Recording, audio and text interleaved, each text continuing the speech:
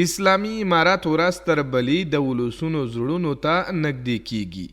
د کندوز ولایت اوسیدونکي وایي د اسلامي امارت په حاکمیت سره د ښې حکومتولۍ په بهیر کې ښه والی راغلی چې په ټولو امارتي ادارو کې د خلکو کار پر وخت ترسره کیږي او هیڅ ستونزه شتون نه لري.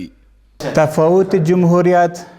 با امارت یک آسمان زمین فرق میکنه. شکر عدالت است، امنیت است، عزت است.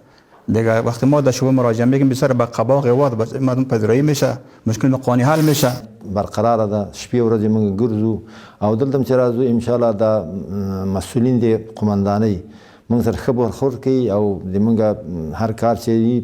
په زوترین فرصت باندې اجرا کوي او موږ سره همکاري هر شعبې ته چې موږ ضرورت لرو هغه شعبې موږ ته راښیي چې دغه فلاني شعبې ته ورسئ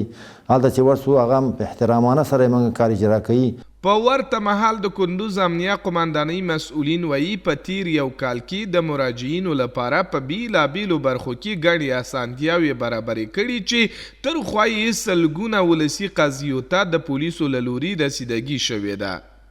په تیر کال کې تقریبا څه باندې 12,000 عریضې موږ ته دلته دفتر ته راغلي چې موږ مربوطه مرجع ته لکه د تروریزم پر وړاندې د مبارزې مدیریت، د جنایي پر وړاندې د مبارزې مدیریت او نور کوم مرجع چې دوی مربوط کېدله موږ هماغه ځای ته راجع کړي. د هغه په سربیره موږ کوم عریضې او مکتوبونه چې هر مدیریت ته راجع کړي